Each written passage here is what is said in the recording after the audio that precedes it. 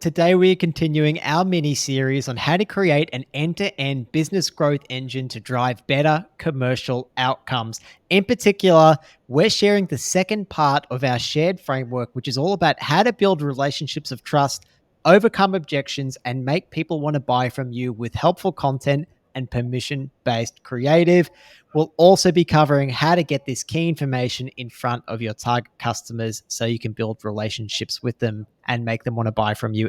Welcome to the B2B Playbook. We built this channel for small B2B marketing teams who want to drive more revenue for their business. Every week, we're showing you how to create more demand for your brand step by step using our 5Bs framework. So if you're time poor, resource strapped, but you still want to make a big impact on your business, make sure you hit that like and subscribe button down below so you don't miss an episode. Welcome back to the B2B Playbook. Today, we are continuing our mini series on how to create an end-to-end business growth engine to drive better commercial outcomes. In particular, we're sharing the second part of our shared framework, which is all about how to build relationships of trust, overcome objections, and make people want to buy from you with helpful content and permission-based creative. We'll also be covering how to get this key information in front of your target customers so you can build relationships with them and make them want to buy from you. Again, we're doing this in partnership with a good friend of the podcast, Adam Mandarovich from Disruptor. As a 7 times ex-head of sales, Adam fills any gaps that we may have in our framework from a sales point of view. Adam, last episode, we laid down the first part of our shared framework, which is all about how to set yourself up for success by defining your next best market and deeply understanding them, cataloging them, and prioritizing them. Why was it so important for us to cover off that first step in the framework before we get into this next step today? Firstly, George, thanks for having me back. And yeah, the reason that's so vitally important is without actually covering off on those steps and defining what there is going to actually educate more of the market, mixed or coupled with your known objections from your previous closed lost, or even your next best customers by defining your current best customers, and then being able to catalog the market, you don't actually have the recipe for success. Now, we should also discuss the fact that at that point in time, you should also be able to determine what the annual contract value is of the deal, because if you don't do that, you don't actually know if it's actually commercially viable for you and your business to actually take on that additional work. So say it's got to go through credit, it's got to go through legal. Will it even align at customer success with their expectations of a communication plan? These are the types of things that we would like to do to bed down nice and early, just to make sure you've got that recipe for success, but also so it makes commercial sense for you to do business with that business.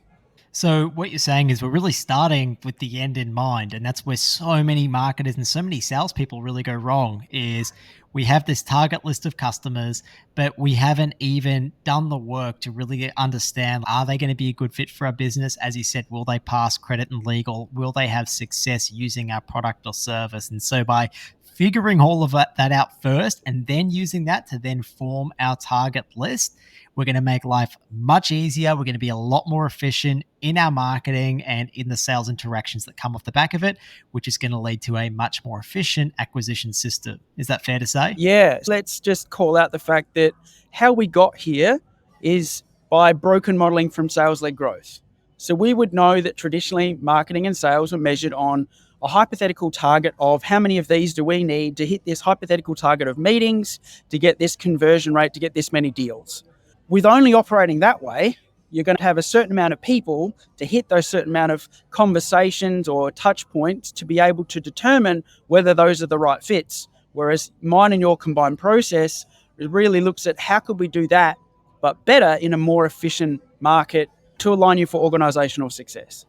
Makes a lot of sense. And okay, so listeners and viewers, if you haven't already, go back and listen to episode 1. And if you do and you work through our step 1 in our joint framework, what you're going to have a key understanding of is who your next best targets are, who the key members are of the buying committee in those targets that you need to get in front of. So who's involved in the decision-making process, what we need to say to them to make them prioritize that problem that you solve, what key objections they're going to have and how we can overcome them, what educational content you're going to need to create to develop a relationship of trust with that person, with that company you want to sign as a customer, And really, ultimately, Adam, it's all about how do we build that bridge of trust so someone moves from a target prospect to a target customer. And so, apologies, but if you're watching, this is my very poor attempt at drawing a river. That's what's separating our target prospect from becoming a customer. And the bridge that we need to build, which is really what we're showing you how to do in this episode, that's what you need to work out how to do, which is what's going to build that trust and get them to prioritize that problem. So they're led to the logical conclusion that this is a problem worth fixing because we all have competing priorities, but this is a problem worth fixing. And your company is the perfect solution for them, the perfect people to do that. So, as per usual, we've got, I think, 3 or 4 steps to go through to do this. We like to break it down nice and simple, Adam. And I want to kick off by introducing step 1. And feel free to jump in at any time, Adam. But step 1 is really where we love to start, which is creating content to cover what's called the 5 stages of awareness. So, the 5 stages of awareness is one of my and our favorite frameworks because it very closely maps what a typical buying journey is for a B2B business. What it has is it really takes people from being unaware that they even have a problem that your business can help them with to being led all the way to the logical conclusion that you're the perfect fit for them. But people don't just go from beginning to end straight away. Instead, they take a path to get there. And it's not as linear as this looks, and people bounce around between different stages. But these are generally the 5 stages. And I just want to walk through very quickly what they are. So, unaware is this first stage here. And that is where potential customers are not even aware that they have a problem or a need that your product or service can address. So they're typically very large in size and they're the least aware of what you do. Problem aware, it's here that customers realize that they have a problem, but are exploring really what it means for them in their business. They may not really know the solutions available. Solution aware is where customers are exploring different solutions to their problem, but they may not be familiar with your specific product or service. Next stage is then product aware, which is where they're now comparing your product or service to the competition with other things that are on the market to see how you stack up. And then finally, most aware, which is customers who really are on the brink of making that purchasing decision and they need that final nudge to get there. Now, just a quick example as to how someone might move through those 5 stages of awareness. Adam, before we jumped on this call, I shared that the example I was going to give was actually when I recently purchased cybersecurity insurance from a company, and you asked if that was because of a story that you shared, and I promise it wasn't because of that. I see. So I'm a defined category with the demand right now. Yeah, that's right. That's exactly right. And look, just to take you through these kind of 5 stages of awareness and how they map to content, I didn't realize that I needed cybersecurity. Pretty foolish of me considering I was an ex-lawyer, Adam. But look, I didn't realize, small business owner, you have so many competing priorities. I think I thought about it at one stage, but it just got put on the back burner. Then one day, my business partner, Kevin, sent me an article in our Slack group, and it was of a business that was really similar to ours that had been hacked. And this article spoke about all the horrible things that happened to this business because they got hacked. Their customers' passwords were released, their platforms were hacked, it really damaged their business reputation. And I thought, oh man, this is a big problem. Like, I can see that happening to us. So that then shifted me into this problem aware stage where I was like, okay, this is clearly a problem I need to explore, but what does it really mean? And this article and other articles around it that kind of kept finding me, I think they were targeting me, Adam, really delved into these are the potential negative consequences if you don't get cybersecurity insurance. And bottom line, it was like everything that I've been working for up to this point can go like that, like in an instant, and something that feels completely out of my control. So then all of a sudden that then shifted me into the solution aware stage. So what are the different solutions to fixing this problem? I could look at shoring up things at our back end. Should we invest in safer ways to store our passwords? What insurance solutions are out there for us to compare and contrast? And we really started exploring what that was, which then ultimately led us to product aware, where we were comparing the original people who introduced us to the first article that was from an insurance company. We were comparing their product to others on the market to see how they stacked up. And then most aware, which was when we were really on the edge of purchasing and we needed that final trigger for us. We had it on the calendar as something to deal with within that month, and we just had to make a decision. And we ended up going with, actually, Adam, the company that introduced us to the article in the first place, because it seems like they understood our needs the most. So hopefully that's a good example of what that 5 stages of awareness looks like, and really how this company very expertly crafted content to each of those 5 stages. Do you have any thoughts on that, Adam, or that experience that I went through? Not directly, but I think that it always adds value if someone else shares you the content, like a third-party validation. So the fact that Kevin showed you, hey, we should do this, already gave more credibility to that being the solution before you're aware. Yeah, that's such a fantastic point. And that's why it really makes sense for companies to commit to these content programs, to map their content to each stage of awareness, because when you do that consistently, then you become a trusted source. And that's when you start infiltrating what people call dark social, right? Those places that you can't track. And when people start referring you on and you have trusted sources sharing your information with other potential buyers. And that's where stuff gets really powerful.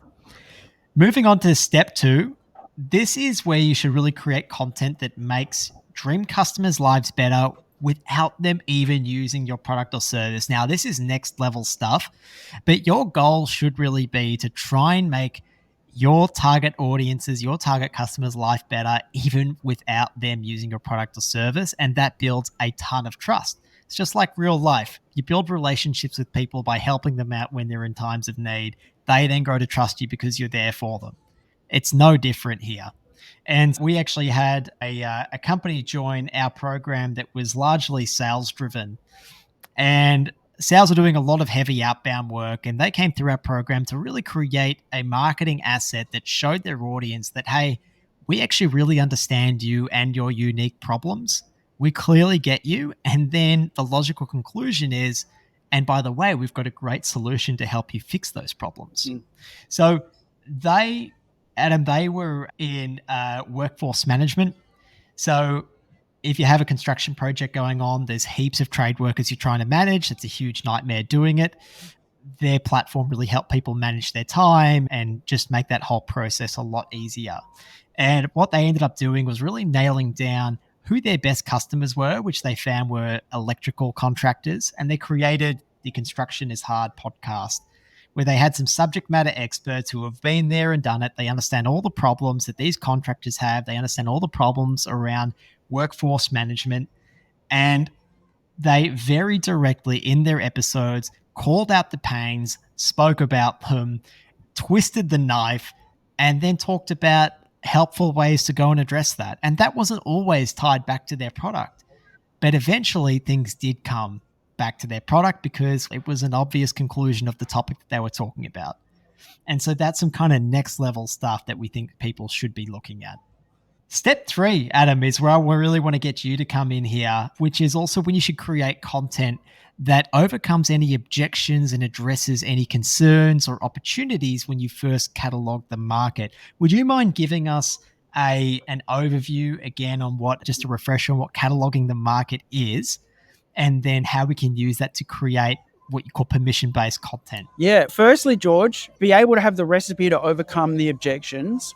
You really need to have spoken to your existing customers with questions around why did you leave us? Why did you actually buy from us? Was there anything else that you were too afraid to tell us at the time? As well as your close lost, why didn't you buy from us? What could have we done better to have a different outcome, right? Because that's going to give you your live objections for a considerable amount of your defined ICP, right? So once you've done that, then you know from the educational content that should meet most of your ideal customer profiles, you've got a pretty good idea of these live objections. That together is your recipe for success. With that, you'd also do things like catalog the markets, who they're currently with, what they like about it, what they don't like about it, what they're possibly paying if they are willing to even disclose that with you. The further you get into that process and acting as if you're an account manager for an account you don't have yet, the more information that you can gather. Then you can say things like, George, would it be okay if I give you a call back in 4 weeks just to make sure if anything's changed? Would it also be okay if I send you my contact details just on the off chance that you want to see what some of this may look like, even though you're happy with who you're with right now? Now, that all combined tells you when they're going to go to market, what that needs to look like. Do you need to build out a full business case? Does it need to be more of a formal proposal? Could you build creative to enhance or define that problem for them and solve it? All of those things are basically given in that recipe for success. That's why it's vitally important. That then gives you the recipe for how you can do things like permission-based creative, which, if you have cataloged the market, you've already got permission to go back to them, which is one element of that. But the other component of that, which I guess you and I probably haven't spoken about a whole lot on any of the podcasts that we've done, is permission-based creative came about by creating that element of demand marketing content with a delivery mechanism. So that would look something like this. If you operated in an ecosystem that didn't allow you to do all of those recipes for success that we just discussed, you might still have to be burning the phone.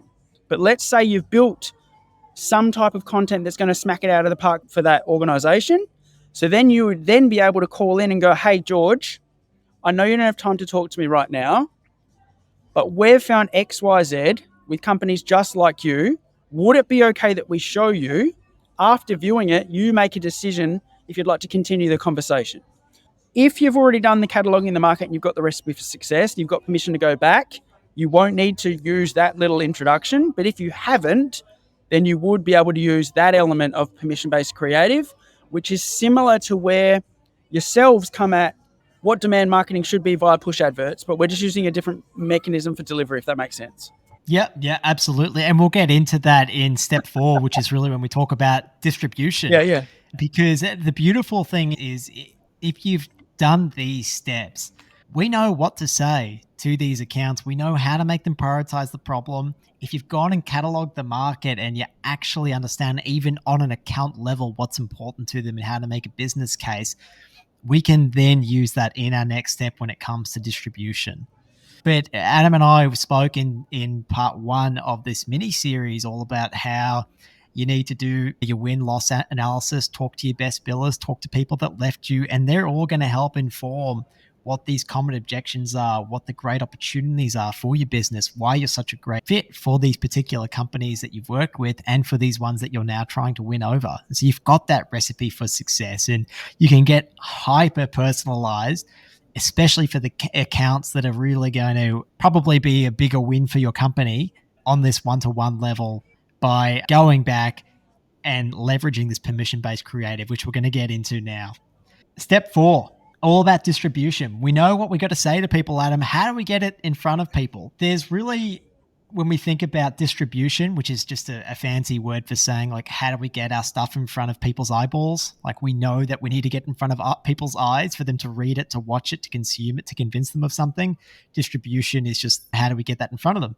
There's one-to-many, which is when we're the one company and we're trying to reach many people at one time. Obviously, things can't be quite as personalized there, but because we've already done some good targeting in the first step, we still have a very good idea as to what the problem is that people have, what the solution is that we're selling, and how it helps them, and the buying journey and generally what that looks like. And we map that out in step 1 with the 5 stages of awareness. Then it just becomes about, how do we get that in front of people on a one-to-many basis? That's where things like paid advertising come in. I don't care if you're using LinkedIn ads, billboards, organic social, YouTube, forums, whatever it is. It's literally, where do your dream customers, where are your target customers hanging out online and offline? And how do you get your stuff in front of them? That's really what it's all about. That's what a one-to-many basis is about. Then there's the one-to-few, which is, it can be a little bit more personalized because we're not speaking to quite as many people as the one-to-many. And that's typically where you have webinars and events where you're talking to groups of people, but they're gathered around in over probably a slightly more specific ICP or slightly more specific problem, and you can tailor things even further. And that's where things like webinars and events come in. People that have followed my content for maybe 4 years or more would know that when I talk about few, I was talking about commercial access. So who was the gatekeeper for a group, an association, an offline group, where you could also have a pretty solid offering to multiples of those people in one place. And that could also be applied with George's example here of his awesome artwork. Yeah, great one. That's been written hard coded on the whiteboard. That's awesome. Thank you, Adam. Okay, so now one to one. This is where we're talking to people on a one to one basis. And that's when you're looking at things like emailing and calling and texting. And look, Adam is the specialist here with his permission based creative approach. He's been the salesperson. I'm not the salesperson. So I don't do as many one to one interactions. Adam, can you take it from here, please, for one to one? Yeah, so as we said earlier, George, this is where you would have those two options in front of you. Hopefully, you'd have the two options either way, but let's just say that you have come from an organization that allows you to do all of that research by speaking to your previous best customers and even the previous worst customers, the ones that didn't buy from you, the known objections.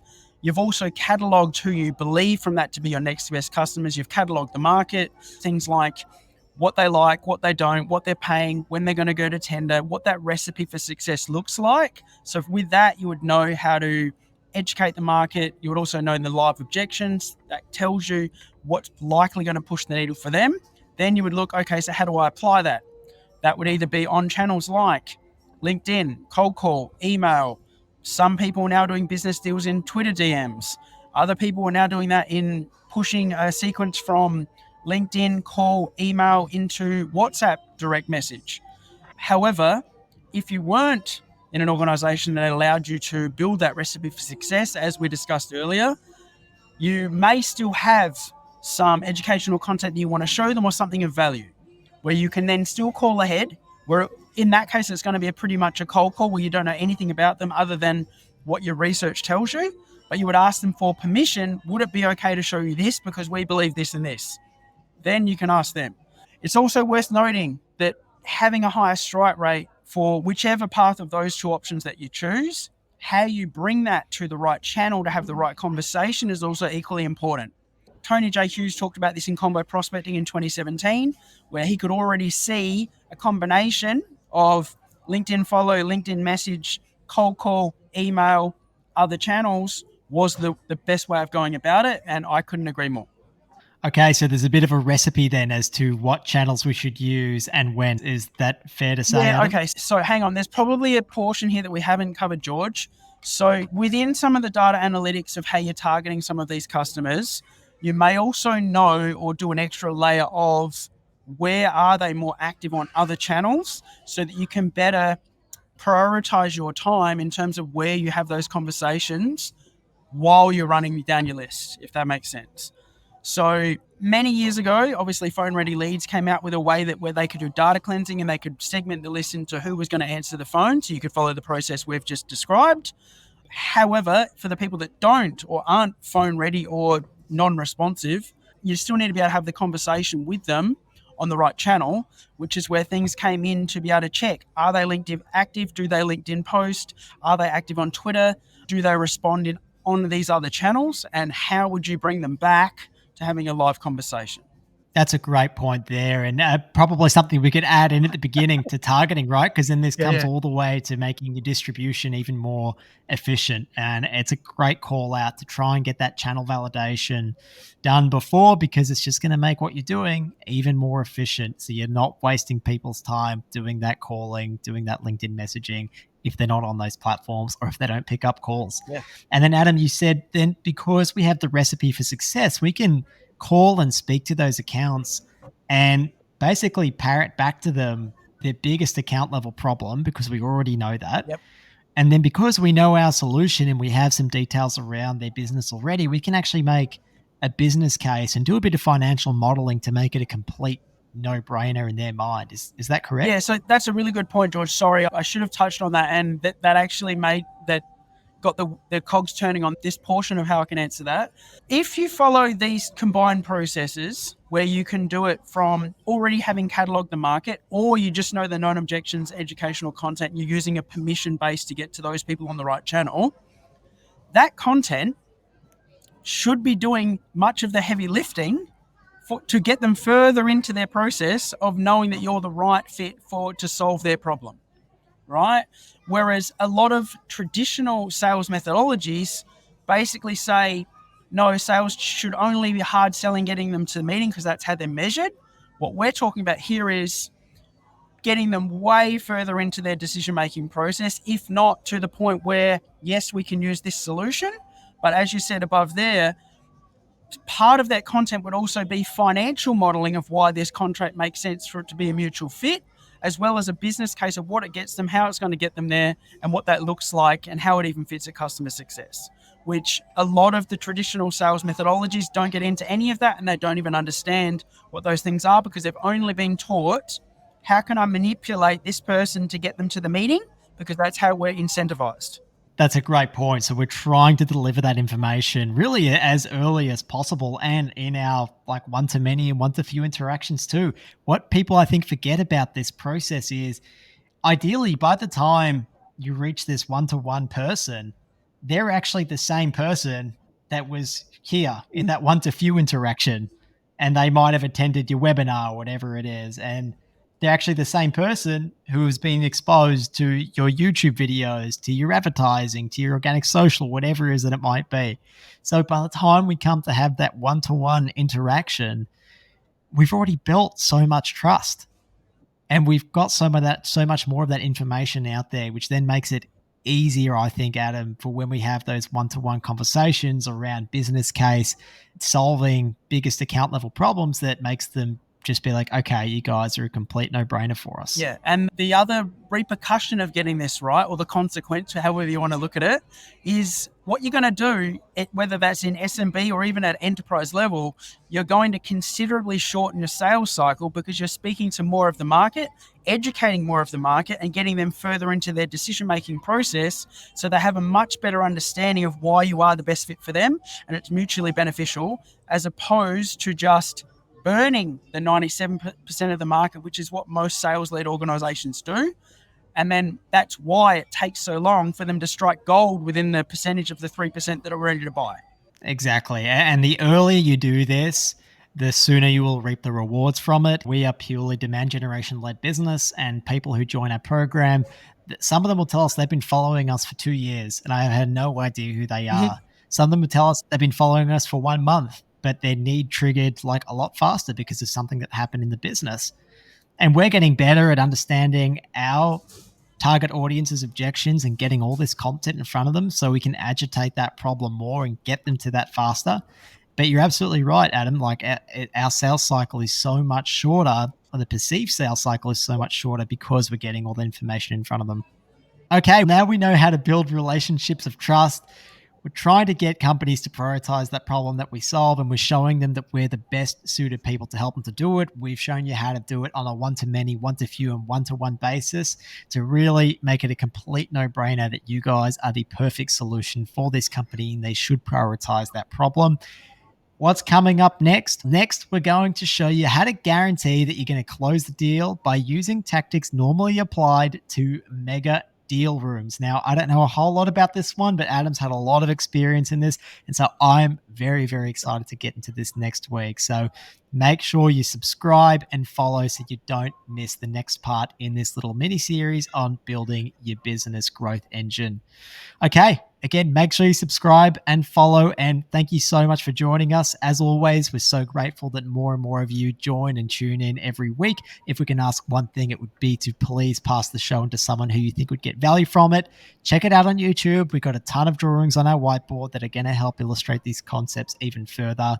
Please pass on again to someone who you think would benefit from it. It's a huge help to us, the future listener or viewer, and we really appreciate it.